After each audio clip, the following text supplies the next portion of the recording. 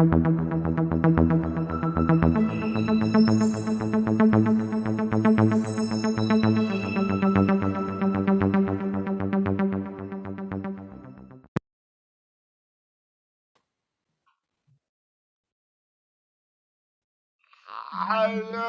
welcome to CripChat your weekly podcast on everything disability. With us today is Ashley Olsen. How are you? Hi, good to be here. So, can you tell the audience a bit about yourself? Yeah. So I have a spinal cord injury. I was paralyzed when I was 14 years old in a car accident. And well, it was a big car accident. My dad was killed in it. My mom was crippled. My little sister had minor injuries. I died a couple of times throughout the experience, and but somehow survived. I survived and wanted to be here. And after I was in a car accident, I worked really hard to get an academic scholarship to the University of Southern California, and went to college there.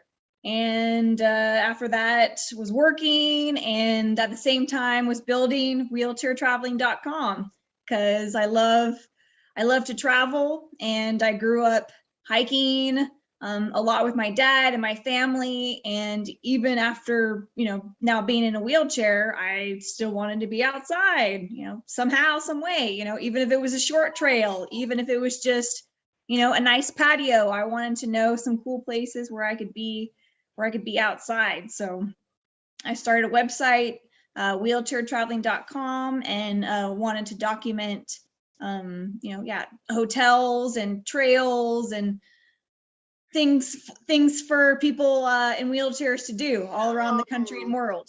Where have you been traveling, and if you had to go anywhere, where would you go?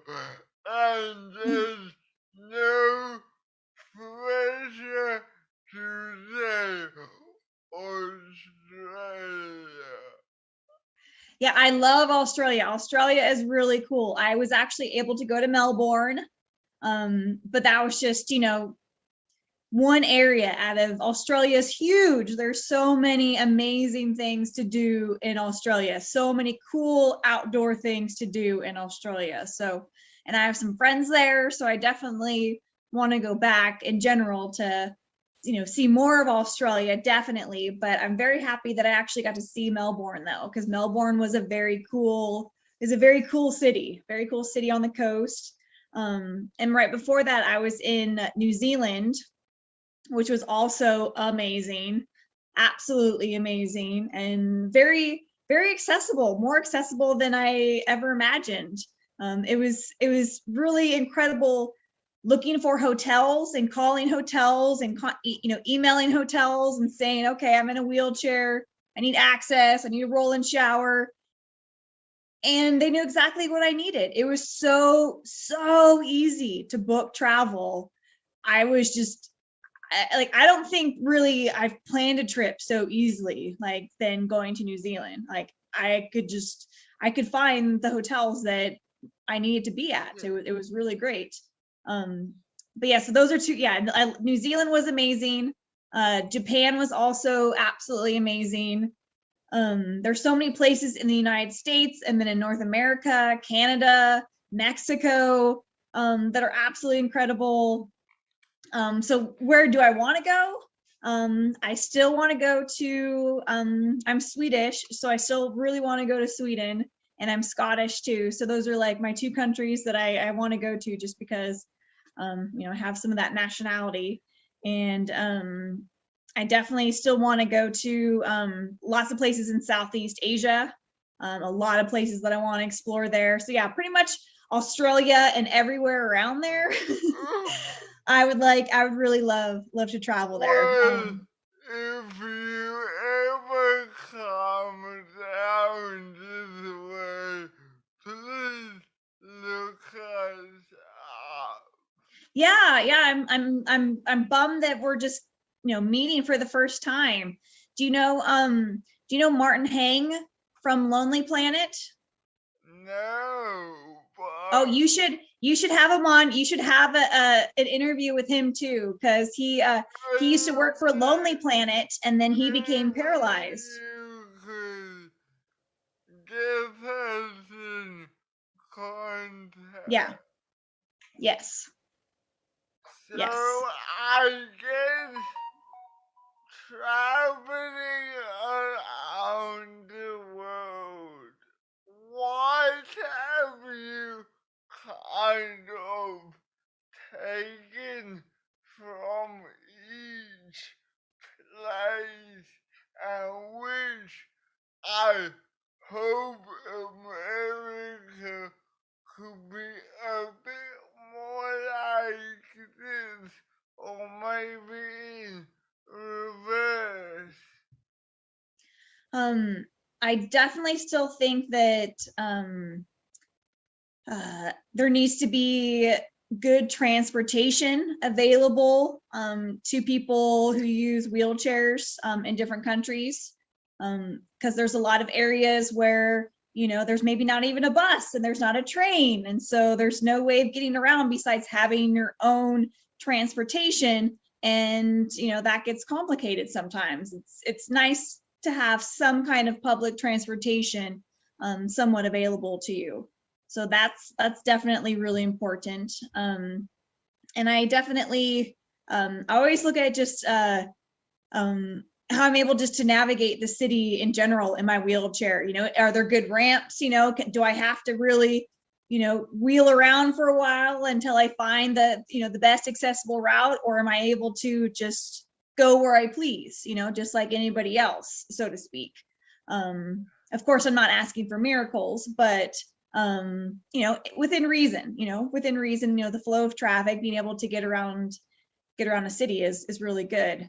What's your kind of approach in researching somewhere you want to travel to? Well, it's gotten so much better now. It's gotten so much better now. I mean, I remember I started my blog in 2006, and at that time there were just some very old school blogs where you would literally have to scroll through every single thing that somebody wrote in order to find what you were looking for. And I was just like, I don't have time for that. Like, I want to be able to say I want to go to New Zealand, or I want to go to San Francisco, and just find information that way. So I kind of set a really good website up in that way. And now, like, there's a number of bloggers throughout the world, which is fantastic, because one person cannot cover every place in the whole world, of course. So it's really good that other people have been stepping up, sharing their own voices, sharing their own experiences, because maybe what I want to do is going to be different than what you want to do, is going to be different than what my neighbor next door wants to do. Everybody has slightly different agendas and how they want to travel. So but when I plan for travel, I mean, I always just think of, okay, I need to know how I'm going to get around, and then of course, if I can figure out, okay, I'm going to be able to get around somehow and see what I want to see, once I actually get there, then I start, okay, is there accessible hotels? Okay, and then I start looking for wheelchair accessible hotels. And then it's nice not to plan absolutely everything. I mean, I usually plan a trip where I have maybe a number of hot, like 10, items that I really want to do depending on how long I'm there. But I'll have, a couple things that I really want to do. And then I kind of let the destination speak for itself. And I let the locals tell me, like, okay, like what's cool? Like, what am I missing? What should I really go see?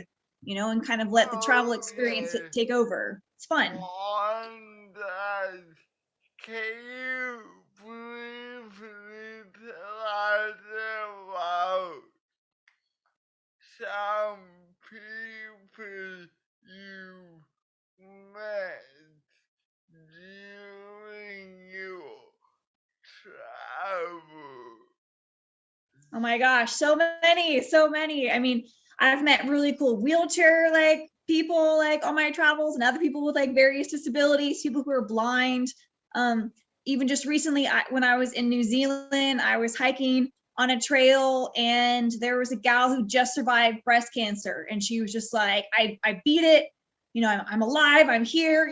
Like, yeah. And I love traveling and meeting people, definitely. I remember actually when I was in Japan too, I ran into this family. They didn't speak English, very well, but we could communicate enough. And I really wanted to go to this one particular shrine, but there was no transportation there. And so I was like, okay, like no big deal. And they're like, no, we want to drive you there. And even though we didn't really speak the same language, I don't know, there was something about their energy that was really great. And I got in the car with them and their son. And we drove to this one attraction. We got popsicles. We listened to La Macarena over and over and over again. Do you remember that song? Yeah. La Macarena. And There she is. it was so fun. Oh, you get me doing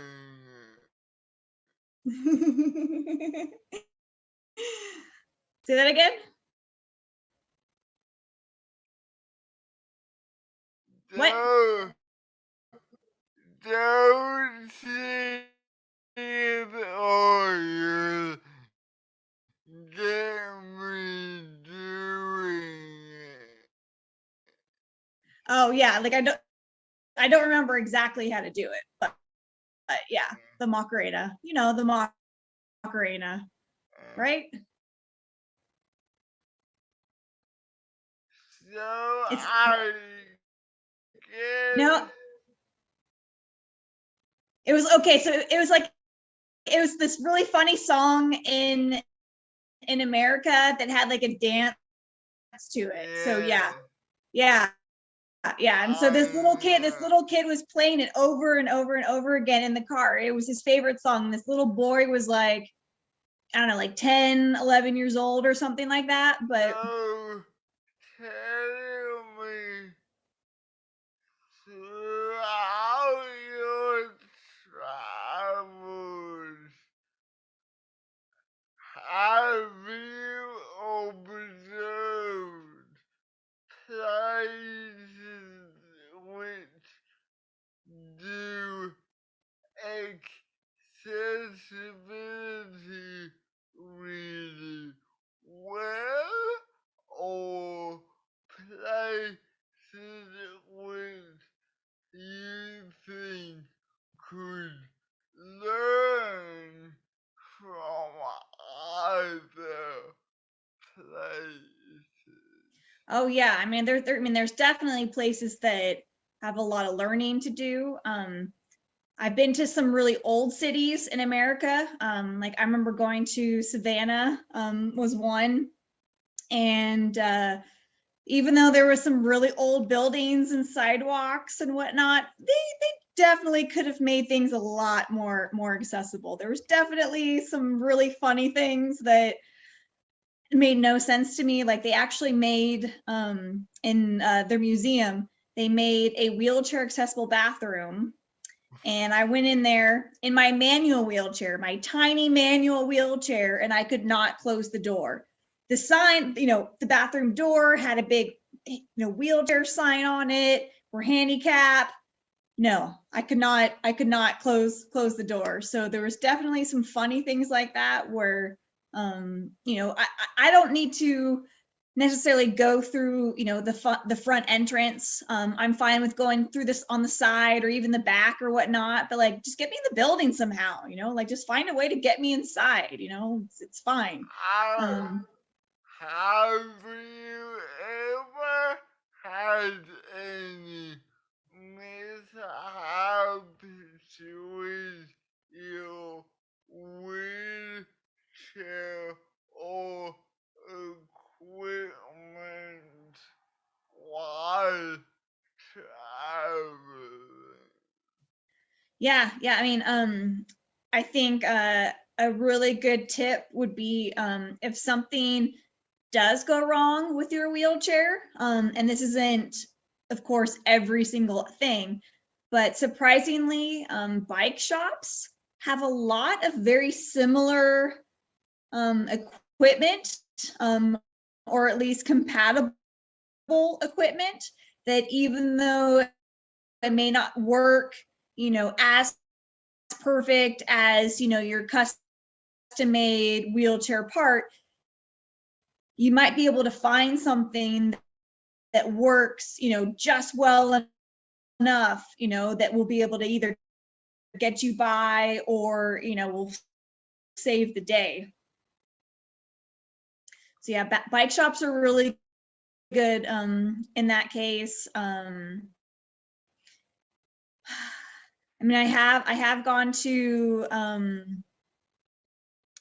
other type repair shops, but bike shops are definitely the best.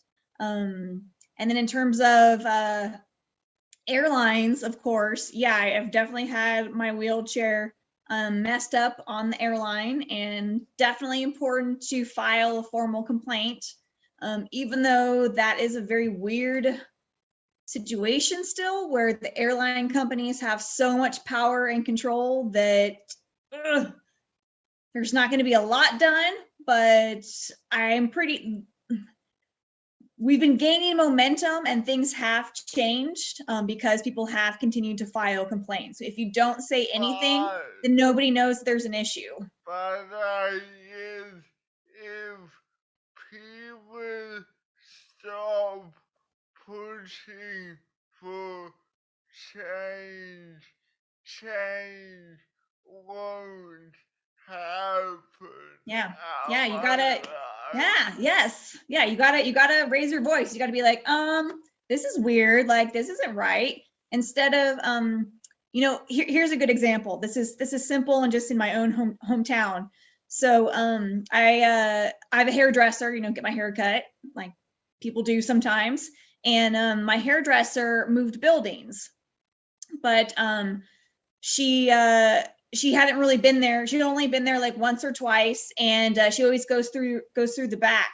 And she thought, because this is a modern city, that there would be wheelchair access, but there actually wasn't. And she didn't realize that, and she felt so horrible. So instead of me just saying, okay, screw you, like, nah, like, I'm never gonna talk to you again, I'm gonna go somewhere else, I just remained calm, and I brought it to the owner's attention. And I'm just like, yeah, like, there's foldable ramps that you can have, in a back closet that you can bring out, when need be, or so on. There's things that you can do to create access, and now they have a ramp. For people watching, how do you keep your cool when raising an issue? Because if you don't, well, what I do is I don't look at it from my perspective. I don't look at it from, my life was hurt, or my ego was hurt, or, they were against me. I look at the issue and I'm like, how can I help this for the next person? And I don't talk to the people at the store saying, oh, you suck, I need to come in here. My life matters. It's me. I go, hey, this is the situation that I'm running into. I want to help the next person. What can we do for the next time, for the next person? I want to help all my other friends, out in the world who also are in wheelchairs. Like, what can we do for them? Because I'm not the only person. So what can we do for them? When I feel like when you're making it not about you, people tend to, listen a little bit more. I really love that approach. And finally, is there anything you want to say as your final thought? I'm actually realizing now that we've been talking that I've had the wrong logo up the whole time. But I do actually, I work for, I do some writing for Travelability, and I did a conference for them. So that's why I have this background. Well, But if you send me the and what it's like to kind of be out on the road, and then you can kind of grow your confidence. But it's important to get yourself out there, whatever you love to do. Like museum, if you love art, if you love fast cars, if you love jungle animals, like whatever it is, whatever you're passionate about, like we have this beautiful world out here available to us. So if you're able to, like, go and see some of it, even if it's in your own backyard, even if it's in your own state.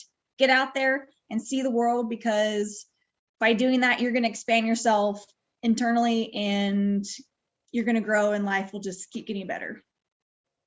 thank you, Ashley.